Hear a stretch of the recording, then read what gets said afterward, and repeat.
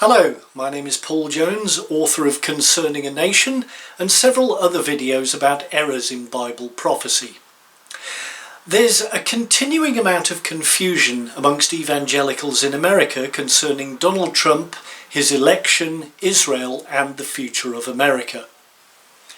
Those Christians who supported Trump in spite of his many other vices, all unrepented, may be very disappointed in the coming years, if not already.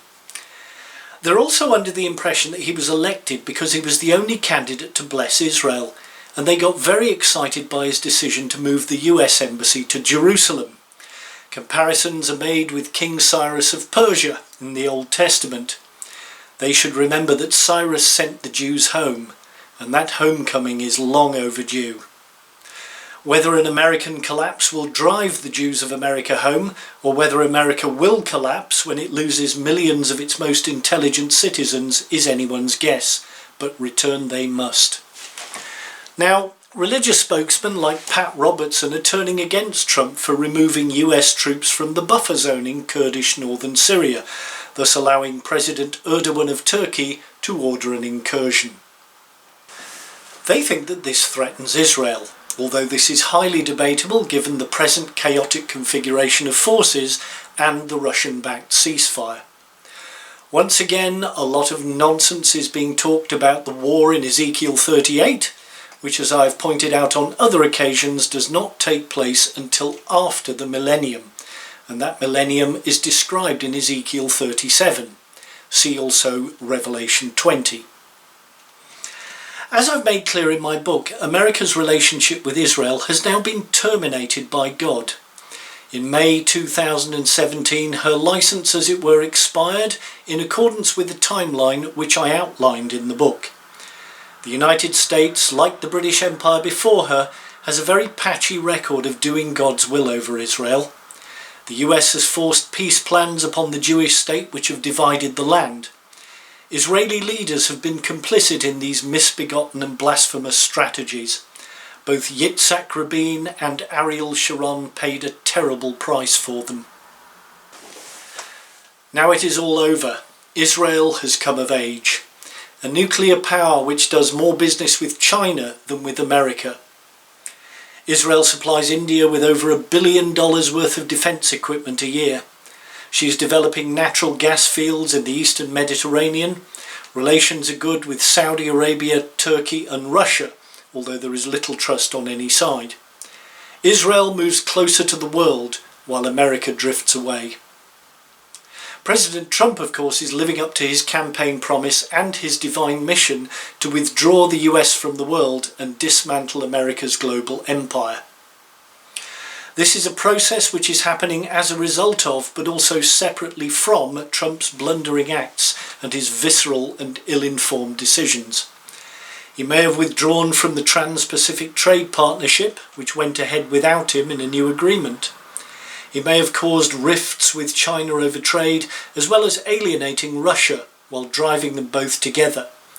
He may have allowed Russia to take control of the Middle East and successfully woo Turkey away from the NATO orbit. But he is not responsible for the fires and storms, mass shootings and civil conflict and blackouts which are tearing you apart. He did not make America self-sufficient in oil and consequently less concerned with that cauldron of lunacy, the Middle East. And much of the process of disconnection and disengagement, such as Brexit, took place without him.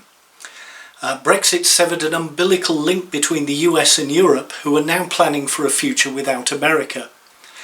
God is moving events in a certain way. Trump is a mere pawn. Neither he nor his followers understand in which direction the currents are moving. To be sure, there are many good reasons to be suspicious of globalization and America's huge list of military commitments abroad. But it would take a clever and thoughtful strategist to undertake the vast program of extrication without excessive pain. Trump is a bucking bronco in a room full of Ming vases. He will cause maximum discomfort to allies and to the US while allowing the enemies of the West to prosper. Russia's Putin plays a busted flush with great skill, while Trump plays his four aces like the only sucker at the table. Despite wishing to withdraw from America's military imperium, Trump has massively increased the already bloated defence budget, thus increasing the crippling debt. Incidentally, as I was finalising the last version of this talk, I received an alert that Rosneft, the Russian oil company, had dumped the dollar in favour of the euro. This may be the beginning of the end of the status of the petrodollar. If the dollar is not the world's reserve currency, not only can the US no longer punish nations with economic sanctions, but it will be far harder for her to borrow or print money to service her debt. That means inflation, interest rates through the roof, and financial chaos. If America's conservative Christians had known what Trump's real purpose was, they would strongly have wished this destiny to fall upon Hillary Clinton's shoulders. Israel, of course, may need the USA for one last mission, and she works day and night to achieve that. Israel considers Iran her last existential enemy. Short of making a nuclear attack, she has no hope of destroying the Shiite Republic. America has Iran surrounded. Will it happen? Through an accident perhaps caused by the ill-considered actions of an unstable ignoramus drunk with excessive power? But with Israel's hawkish Prime Minister Netanyahu gone, this threat may have receded.